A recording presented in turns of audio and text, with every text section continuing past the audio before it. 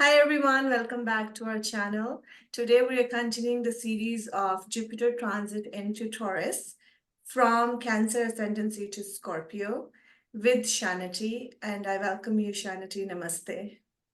Namaste, Navjeet. It's such an honor and pleasure to be back here to be doing the Jupiter and Taurus analysis. Today we'll be doing part two, which will be discussing Jupiter and Taurus from the Cancer Lugnesh to the Scorpio Lugnesh.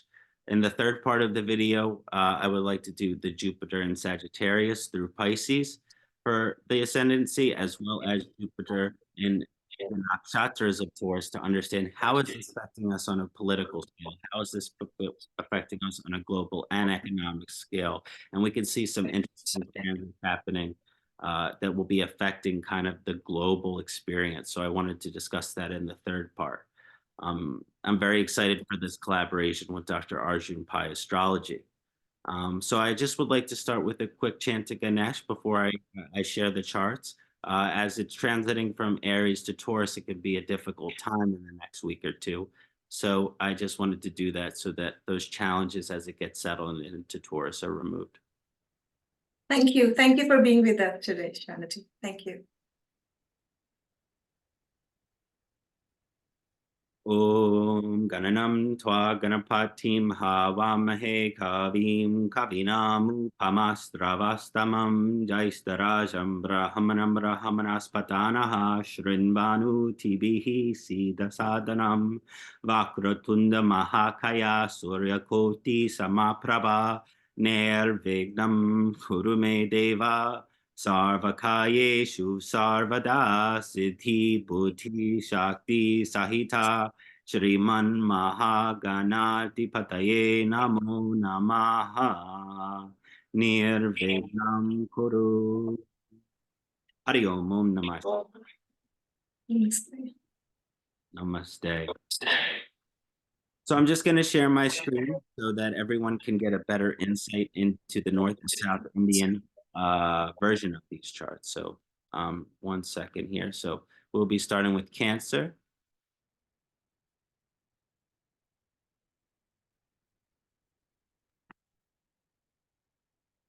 Perfect. So when we're looking at the analysis for this Cancer ascendancy, it's very important to understand that for the Cancer ascendant, we know that the moon is exalted or is in its Ucha position, or the moon is in Mula Trikona, but Jupiter is in its exaltation or Ucha position in Cancer, which is interesting to understand because, we really don't believe that the moon and Jupiter to really be best friends. While Jupiter and the sun are best friends, not necessarily for the moon. So it can be functionally neutral or functionally even considered malefic in some conditions. Sometimes that Jupiter and moon relationship is not the greatest. However, we look at this position here and we can see that Jupiter is entering the 11th bhava.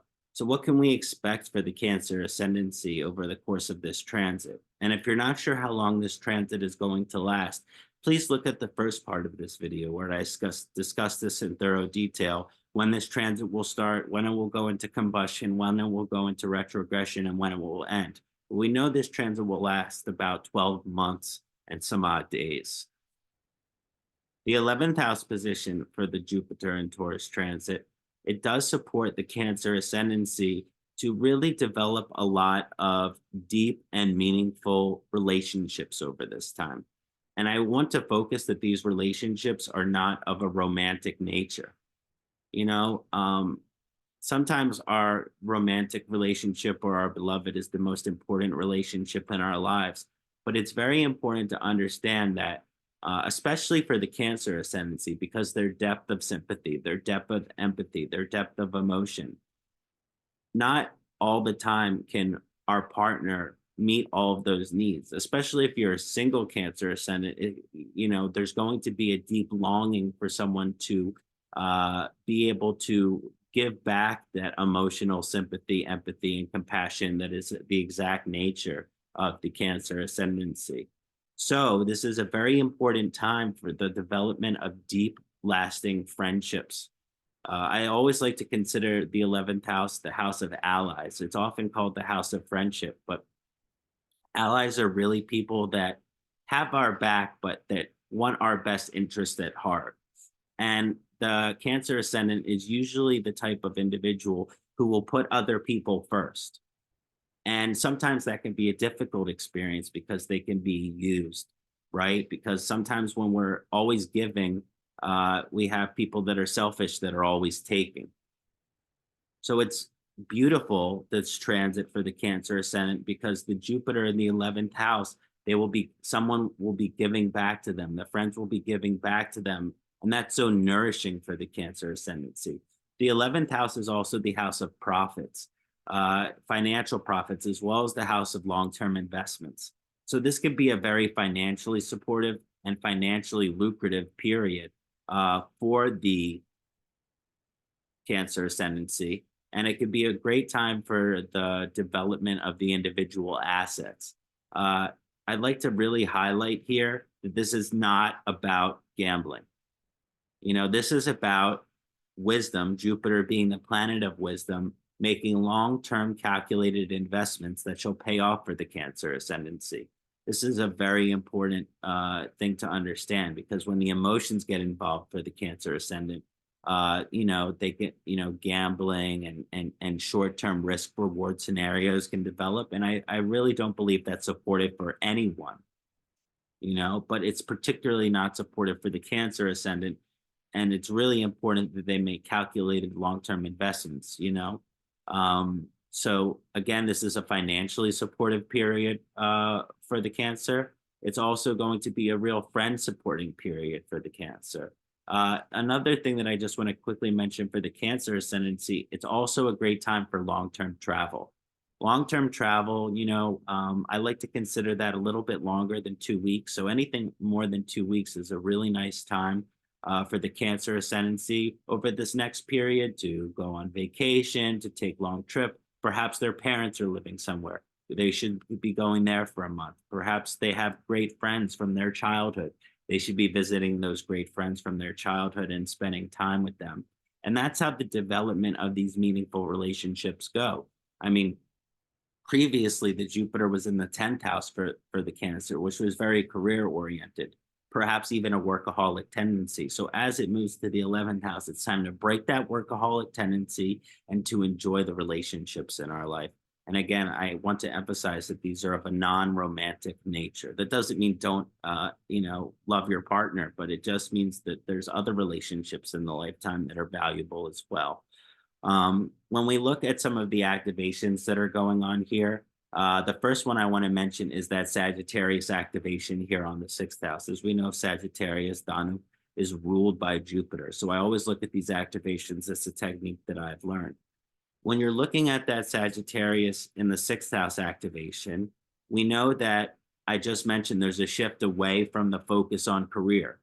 But the Cancer ascendancy during this time still needs to make money. And so the 6th house is the house of work. It's important that this activation of work is given towards, because we know that the 6th house can go to a very challenging position as it's Dusthana vibration. And because of that Dusthana vibration, we really must be active, right? So it's not a time to not work. It's not a time to quit your job. I hope no one got that idea from me. It's really just a good time to kind of like take a step back and maybe consider a shift in your job if the career is becoming stagnant, if the career is becoming having financial challenges with the career. Now, also with that Jupiter transit on the 6th house, as Dr. Basant Lada educated me, is the first 3 stages of disease in Ayurveda: Sanchay, Prakop, and Prasar. This is when the different doshas, Vata, Pitta, Kapha, get aggravated within the physical body. As they become aggravated, we start to experience some symptoms. Now, I want to be clear that this is not about chronic or fatal disease. We always look at or prolonged illness. I always look at the 8th and 12th bhava and medical Jyotish for this position. And again, Nav and I have done many medical Jyotish videos, and perhaps we will get back into that at some time as well. But when you look at this sixth house transit, Jupiter we know is Kapha planet and it's very expansive. And the emotions for the Cancer can always be sensitive anyway, which, when emotions get invoked, sometimes we go to different things to kind of satisfy or to help us not feel those emotions. And I don't want to encourage that over this time because that will just aggravate the doshas even more. And again, I'm not necessarily talking about escaping our feelings with substances. I mean, when you look at the sixth house position here, this can be done with food. And a lot of times Jupiter loves food. So I do want to express my concern for the Cancer ascendancy that it's very important that they watch their diet at this time. They watch that they not try to satisfy their emotions with food. I mean, how often when we have horrible emotional disturbance do we grab large container of ice cream and we eat the spoon on the couch? So that's not encouraged at this time. It's even encouraged to go to the exercise, get a trainer, work out, and kind of combat this energy at this time. Um, so that's one thing to be concerned about, so that the Vata, Pitta, Kapha, and particularly the Kapha dosha for the Cancer ascendancy, uh, it's very important to that we not fulfill our emotions via food, right?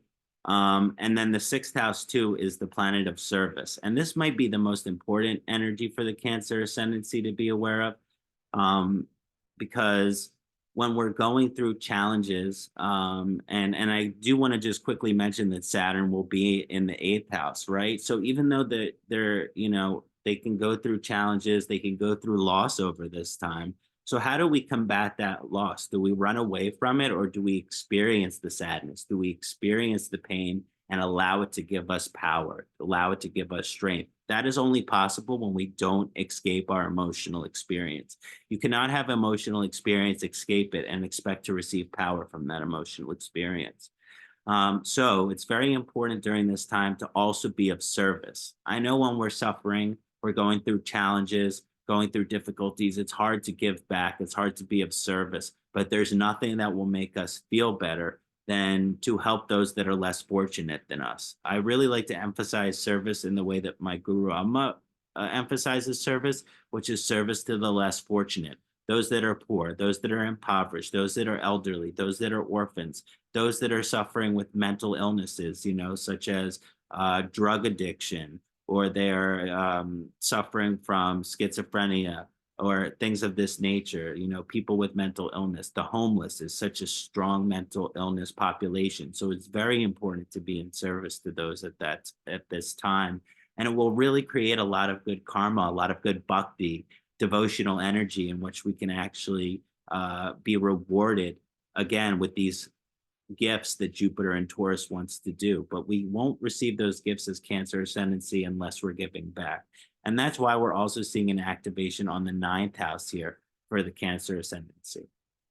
When you see that activation on the ninth house, this is the spiritual evolution, the teachings of the guru, and our ability to not only understand the teachings of the guru, right? We can always learn through Jyotish. Maybe we have a Satguru who has achieved this experience of samadhi.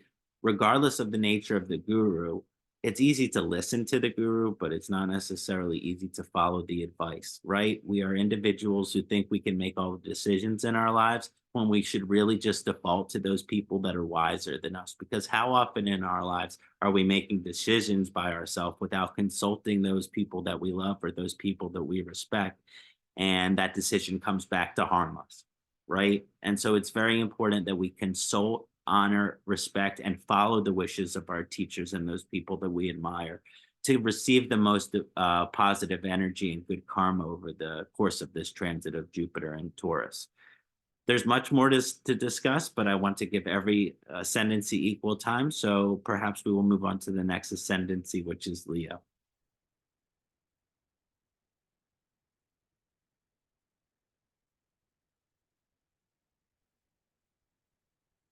Leo, it's right here.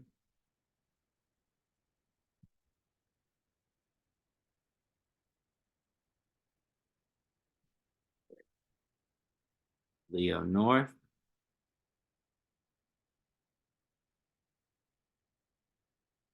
second. I have to move us. There we go, Leo South.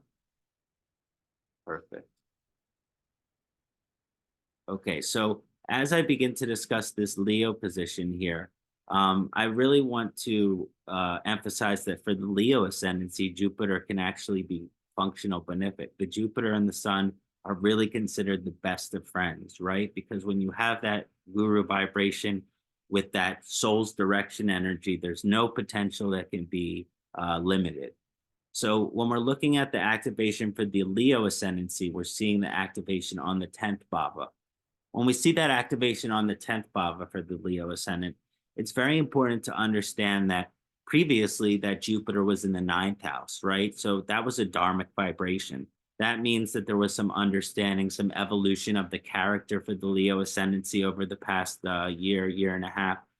Now it's a different vibration. They really need to focus on their careers and their jobs. You know, this is very important to develop that job security, because one of the things that Taurus vibration is all about is security, right? I always like to say that sometimes something is only valuable for the Taurus ascendancy or the Taurus vibration in terms of the security, comfort, and sustainability that it can provide. So during this time, yes, of course, it's easy to say, oh, well, focus on your career and all of these things. But the most important thing to focus on for the Leo ascendancy during this time is job security. I can't tell you how many people I know, and actually I have a close friend who's a Leo ascendancy, and he lost his job over the time that Jupiter was in Aries. And we could see that by aspects and activations on the various Lucina positions during that Jupiter and Aries transit. Well, now as we're looking on the 10th house vibration of this, they are going to get their job back. But the important thing to understand is just because you are offered a job, it doesn't mean you're to take it. Because if you've already learned the experience of losing the job and having economic challenges, then it's okay to shop around for the right job if you have the time and financial possibility to do so. Because the most important thing for the Leo ascendancy on this time is the job that they are taking is sustainable long term, which means there is no fear of losing the job, because the next time that this vibration comes around that harms the challenges within the job, they need to have a secure position so that they don't lose it.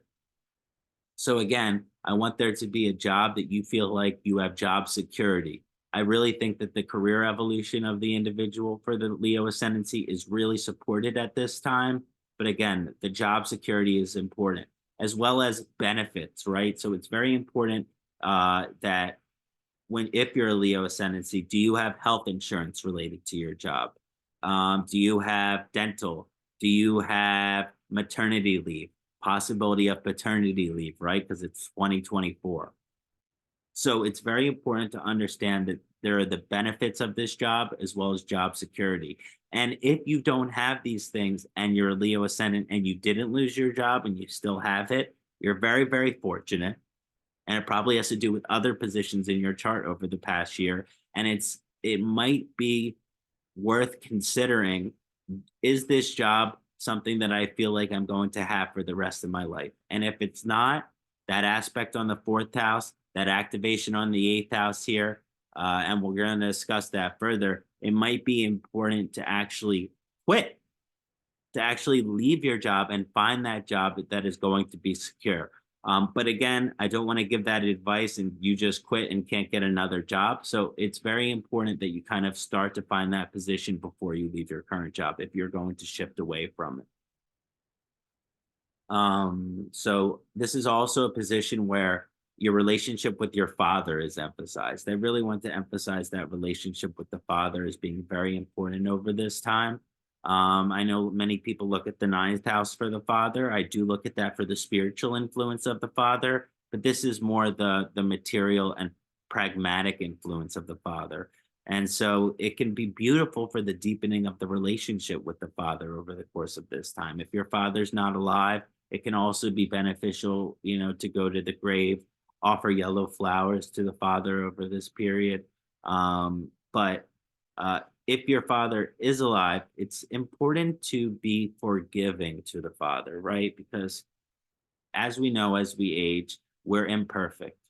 And even though we look up to our parents when we're growing up, they're imperfect too.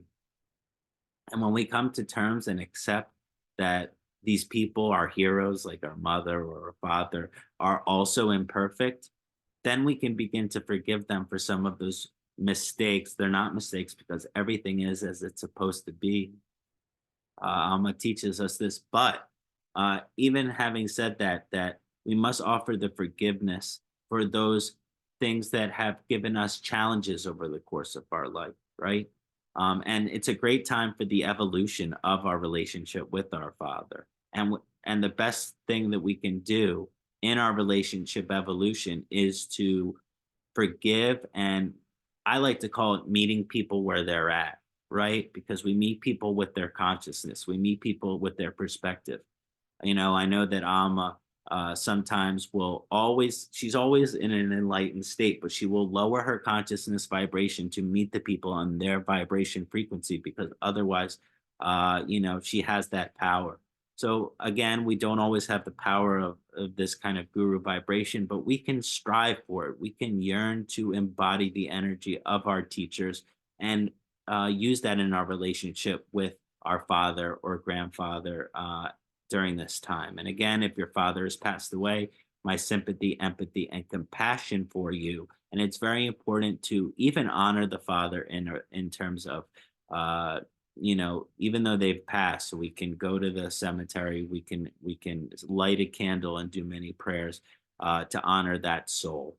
So that's one of the activations. Now with the eighth house vibration, and Rahu will also be transiting here over the course. And again, Rahu loves the eighth house, and Rahu and Jupiter have this interesting relationship. I know the Guru Chandal and all of these things like that, but I think that Jupiter and Rahu have a nice relationship. So that's important to understand with that relationship here when Jupiter is also activating the eighth house here. This can be a time where it's a real mystical evolution, right? Because if we're focusing a lot on career for the Leo ascendancy, well, how are we connecting to God? How are we connecting to the higher power of our understanding, right? And every religion is different. If you're Hindu, it's very important to be chanting, to be devotional, to be meditation, and doing other mystical practices as well, because that's going to balance that focus on materiality, right? Because there's a huge material emphasis over the course of this period by the Arta, most evolutionary Arta position of Jupiter in the 10th house here. And so that moksha position is also being activated by Pisces here, which should allow the counterbalance of that material experience for the Leo ascendancy to be deeply spiritual here.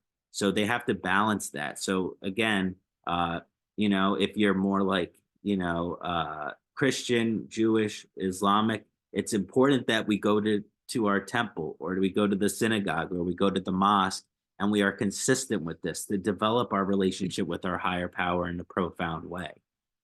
So whatever the religion is that you are, it's very important that during this time you pray, you chant, you meditate, you do whatever spiritual practices are encouraged within your faith, so that you can develop a direct relationship with the higher power of your choosing. Because even though that there's a material emphasis on this time, we know from our spiritual studies that material emphasis is not why God put us here.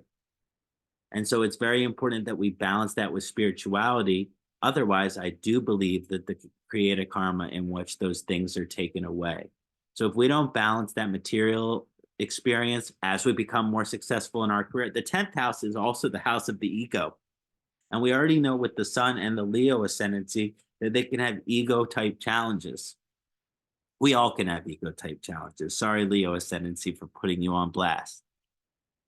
But yes, we can all, it's very important that as you grow in the success of what you're doing with your life and your finances grow and people are honoring you, maybe you get job raise and higher position.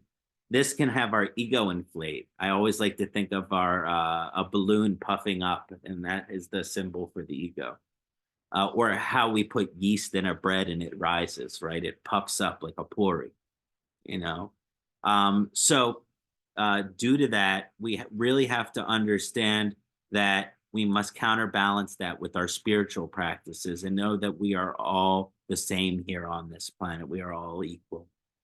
And then the fifth house activation here, this can actually be a supportive romantic period at this time. Because again, Saturn in the seventh house of marriage, it delays, but it does not deny. And then that activation on Jupiter through Sagittarius supporting the romantic energy of during this period. So there's a lot of balancing with that career expansion, which is the strongest activation over this time. We must balance that with spirituality, and we must balance that through our devotion and our love. I believe that if you're not married over the course of this period, it's very supportive period for kind of finding that person that's right for you. And Saturn in the seventh house is saying, okay, well, maybe it's our soulmate, maybe it's marriage, but it's going to manifest slowly. So again, I do encourage the romantic investigation over the course of this period because it can be quite joyful for the Leo ascendancy. But they must not rush into things. They must not rush into the marriage. They must not drop to one knee in 4 months of the relationship, right?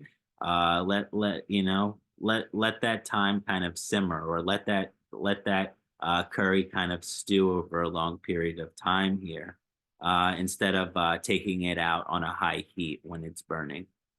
So this is also a very important creative energy. It's a very beautiful time for the creative expansion of the Leo ascendancy. So I always like to think of the Leo ascendancy, depending on their Venus, they're not necessarily focused on creativity, but this is such a profound and powerful time for the creativity of the Leo ascendancy. So whatever creative gifts you have, whether it's painting, whether it's music, whether it's acting, whether it's even like as an astrologer, if you're an astrologist, I know many of those people that are in depth about Jyotish and watching this video might want to actually develop that and expand it. So again, this is a very important time that whatever your creative outlet is in your life, to heavily focus on that.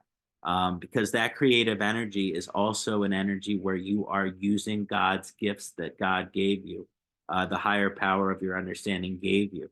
When you use those gifts, then you are loving God because you are able to appreciate what God has offered you. Because if you watch the first part of this video, it's not just about receiving gifts and giving gifts, but the reciprocal relationship with the two. And sometimes part of that receiving of gifts, as the fifth house is talents, creativity, we must actually use that, or are we not following our dharma, right? Because the fifth house is a dharmic house. So if we're not using the gifts that God gave us, then we are not respecting those gifts. And so there could be karmic retribution for that. I mean, one of the things I mentioned about Taurus Jupiter is that it's an incredible period when we're able to appreciate and receive the gifts and give back. But if we don't give back and use the gifts that we've gotten, there can be karmic challenges as well. So I just want to mention that. As far as children, there is an activation here. So if you are married already and you want to have child, this is beautiful period for the support of your child. Fertility will be increased for the Leo ascendancy if you're a woman. If you're male, this can be a really beautiful time as well to try to conceive with your partner. So again, there may be many births and many conceptions over the course of this period for the Leo ascendancy. And I think that's good for the Leo ascendant. How do you think now? Great. So next I will be going into the Virgo, the Kanya vibration here.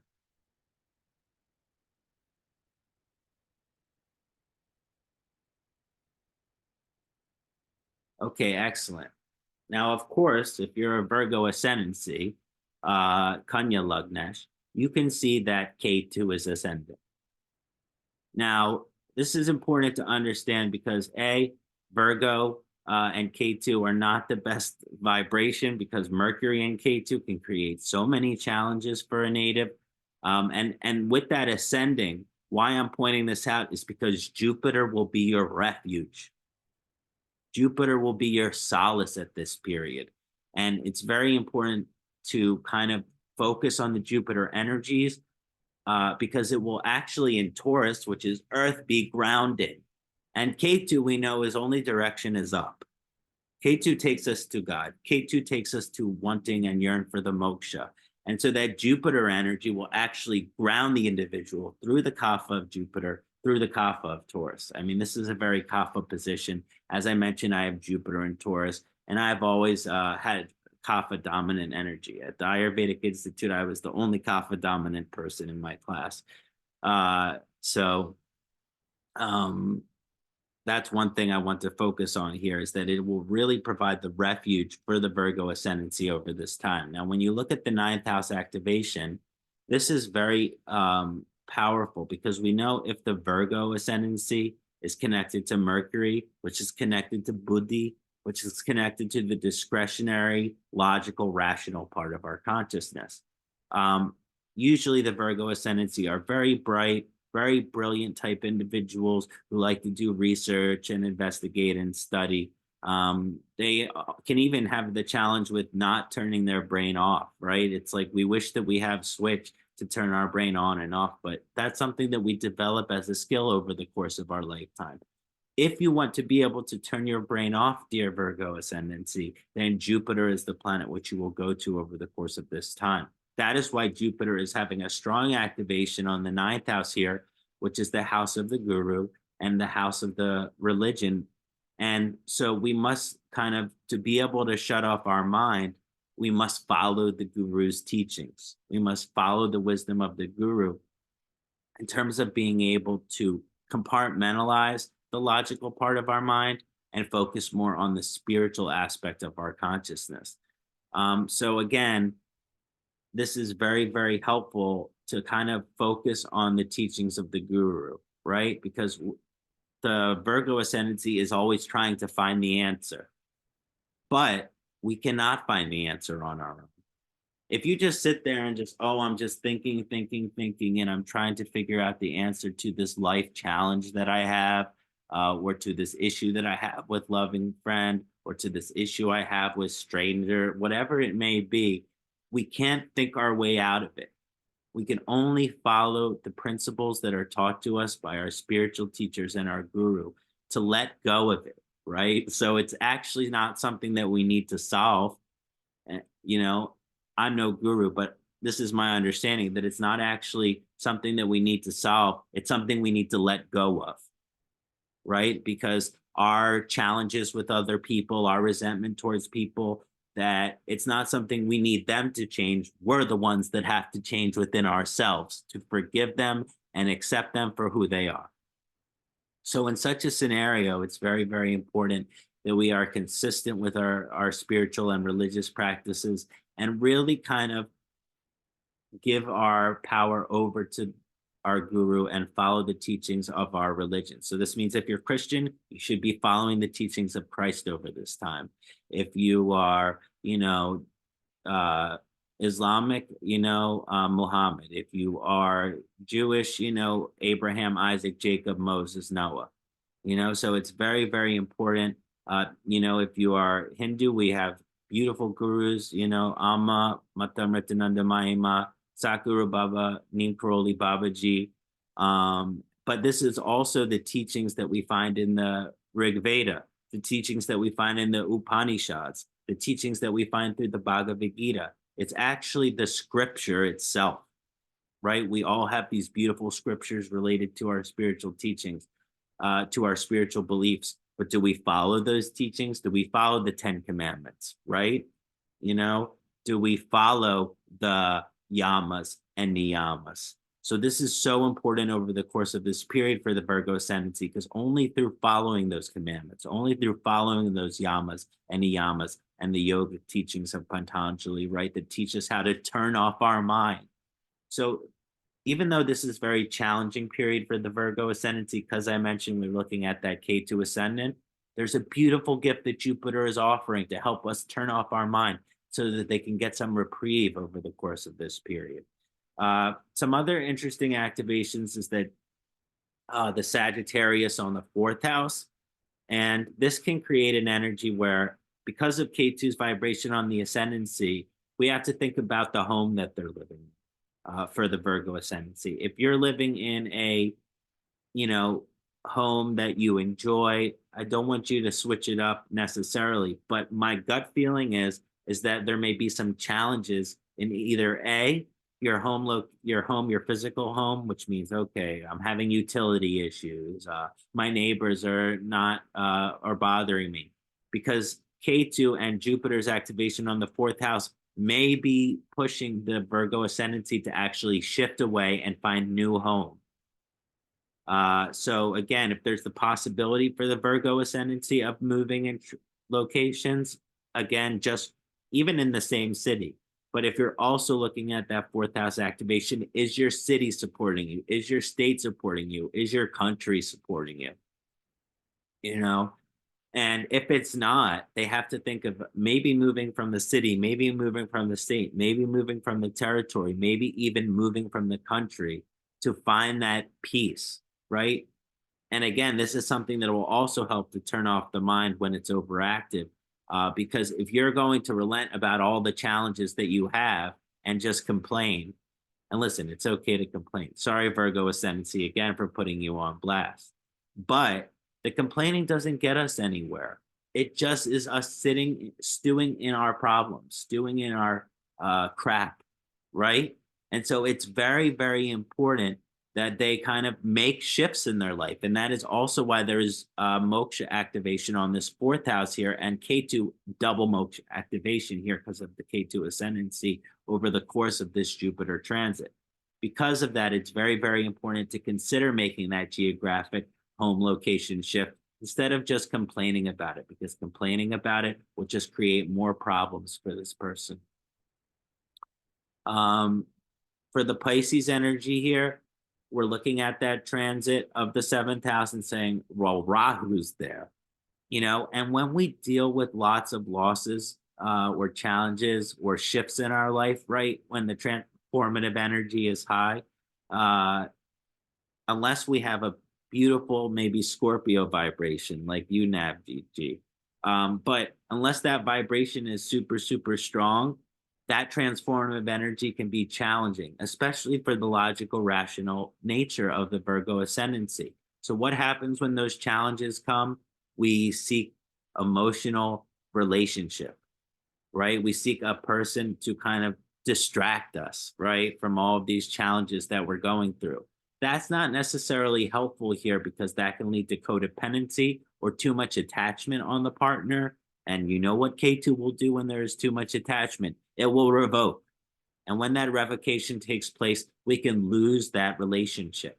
So to protect the relationship for all you Virgo ascendancies out there, it's very important that you not put too much energy on the partner during this period.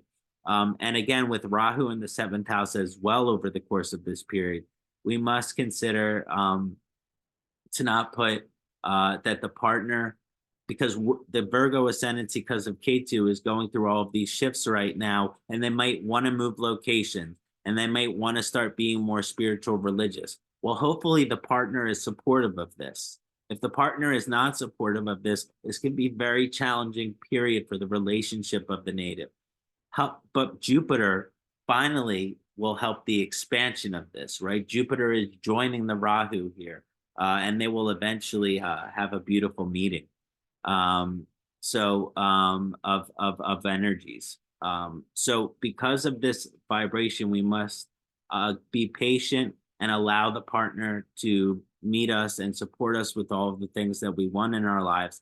If not, the relationship might be removed, right? Because as you think of it this way, and this is just good thing to think about in terms of relationship anyway, we all have frequency or vibration. When our frequency is at level with our partner, that's why we are attracted to them, because of magnetism between two frequencies of an individual. They meet and they prosper. But as this is such a heavy evolutionary period for the Virgo ascendancy, as their energy is elevating, that Rahu in the seventh house is saying, oh, well, this energy of the partner is still here. And so that partner must meet the person there, or the partner shall go away. And so it's important not to just be with someone because we're lonely, but we must be with someone because they help us, empower us to rise our energy, to rise our frequency, so that we can achieve Dhammartakama Mokshanam, these four aims of life.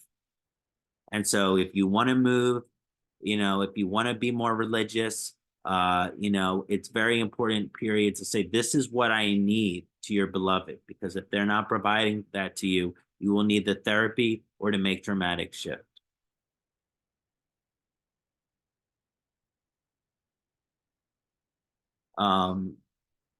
So that's all I have for today. I know that we were going to discuss Libra and Scorpio, but I will actually just do all 6 ascendants in the next video, because I went into such thorough detail about all these positions. So again, we covered Cancer, Leo, and Virgo today. And I look forward to doing the next 6 signs with you, Navjeet, and some discussion of the nakshatras in our next elaboration. Thank you so much, Kṣaṇāti. This was a wonderful presentation, and you going in depth with all the ascendants. So thank you so much. It's always lovely. And I hope you guys all enjoyed the video, and we'll be back with our part 3 soon. Thank you. Snap. I really think that I know that I've going into more detail and discussing these things thoroughly. And I really hope that everyone appreciates that, and because I don't want to just rush from one side to another. I'm so excited to really touch on so many different aspects for each ascendancy. So I know if you're a Libra through Pisces, you are excited for your thing, and I apologize for making you wait, but I promise when we discuss your ascendancy, we'll be discussing it in deep and thorough detail. That's wonderful. Thank you so much. Adi- Namaste. Om Namah Shivaya. Namaste.